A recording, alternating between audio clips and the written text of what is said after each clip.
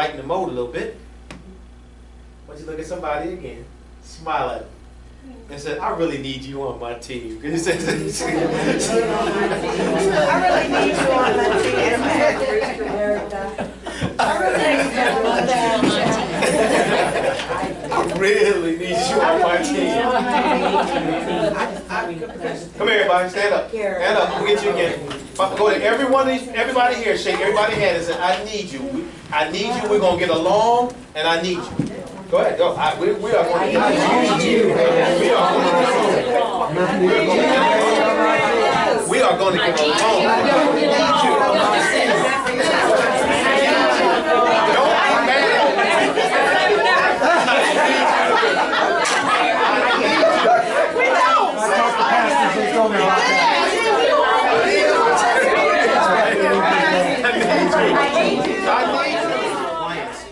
I tell people my first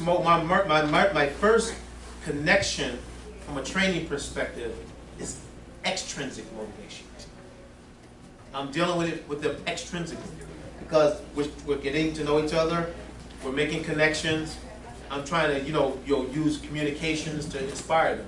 But my ultimate goal is to go from extrinsic, all right, extrinsic to where what I said they take ownership of. That's when you have done your job well. when they're now saying, I got this, and you're getting the employment and you're getting people, that's when it becomes powerful. So the team can help them get there. But for us in general, the intrinsic motivation is important. All right? You have extrinsic like rewards and celebrations and things like that. All right?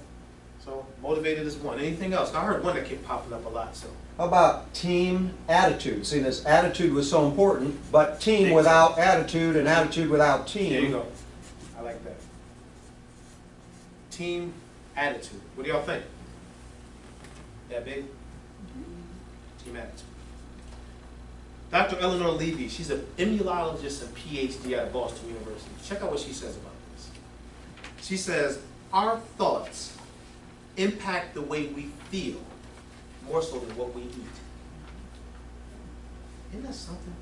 Research throughout the world, including Harvard's Body and Mind Institute, suggests that positive thoughts increase white blood cell health, helping to fight disease and infection. Positive thoughts also increases the body's production of adrenaline and endorphins, which helps with overall vitality and excitement about life. She said, if you want to improve the way you feel and look, begin with your attitude.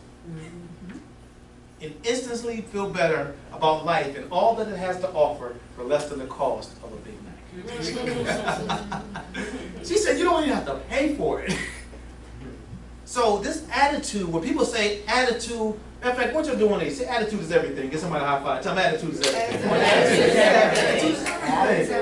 It's scientifically proven by researchers. You feel better. You're healthier. I have friends I went to high school with. They look at me and they say, man, you look almost like you did in high school. I said, it is what it is. But why? Because I'm optimistic, man. I'm not walking around with a scowl on my face. Mad about everything all the time. So you know what? My overall health is good. I just went to my doctor. He said, goodness, you're in good shape. I said, yeah. I said, because I know it's both physical and mental. Just a couple of client realities if you want to write some of them down on your sheet as you're looking. Because, I don't like to write, whatever. I think writing involves and engages us. So, when we think about this from our team, our dream team, we think about our clients, nobody on their own would have chosen this pathway. I mean, you think about it. How many of you have ever had a baby? Obviously, that's a lot of us. Like, how many of you have ever, the first time you've seen a baby, right? Let's be real. Now think of this is deep stuff I'm about to say, so think about this. How many of you have ever met a baby, gone to the hospital, oh, it's the cutest little baby, and the baby said to you that I want to, in that moment, right then and there, I want to grow up and I want to drop out of high school. I know this makes no sense. Just go along with me on this. Or I want to grow up in some of the clients' places I work, people have challenges with drug abuse in some cases. Or I want to grow up and I want to have challenges with drugs. Or I want to grow up and I want to be in poverty. When you think about it, nobody wants that from, day one in life. What What makes that happen to people? What causes that to end up being their reality? Choices And and how the family that they were brought up in. now we're getting to where I'm trying to Generational. life what? The circumstances. Circumstances. You know, there's no difference, this may sound crazy, but there's no difference in potential with a baby if you're Bill Gates' child or if you're a kid in poverty. They're both babies. But what's the difference? One lives with Bill Gates, you know, and one doesn't. That's right. You know, so guess what? His kid's gonna grow up and go to boarding schools and go to this and that because that's the way. But this other kid grew up in poverty. Mhm. They didn't ask for it. They didn't say when there was time to just make the decision on which lane they were going to go down. Like, I'm going down there, I'm going to the rich one over here. You know, you're just bored. So we did all kinds of different things. One, we did a lot of pre and post surveys. I want to see how they felt when they walked in, how they felt when they left. We did informal interviews all the time, not just in the beginning, but throughout the program. How are you doing? Do you feel like we're serving your needs? What can we do better? You know, we don't just look at them like we've got a contract and a grant and then let's get to work. No, it's more than that. Informal conversations. How are your kids doing? How's your mom doing? Hershey was in the hospital. You know, oh, you told me last time your uncle was having, how's uncle doing? Lots of informal conversations. Yeah. Not just when the group came together, but when you sit, that showed them I care about you on a personal level. Right. I know your circumstances and situation. All right? And I mentioned that about the board, the program provider board. You know? We did things, for instance, like I went to this one girl that was in our program named Kim. And Kim lived in this area that most people say, I'm never going over there. Guess what? I went over there.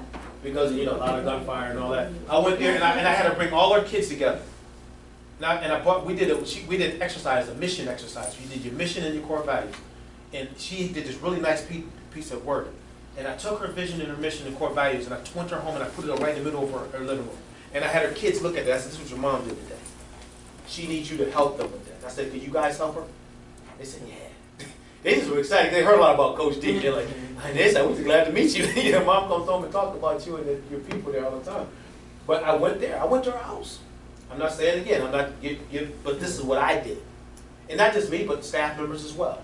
We realized that by visiting their world, that really, really helps them to understand these folks really do care. So, right? Did you have this? I don't think you have your sheet. What's one new understanding? Did y'all write all these down? Did y'all write some of these down? Good. So don't do this exercise. We can hold on to that for maybe like a team meeting, and then you can kind of look at that, all right? Because I think there's some of these ideas are pretty good, in particular, like trying to get people the input of individuals, maybe of boarders. So we're running out of time, and this last.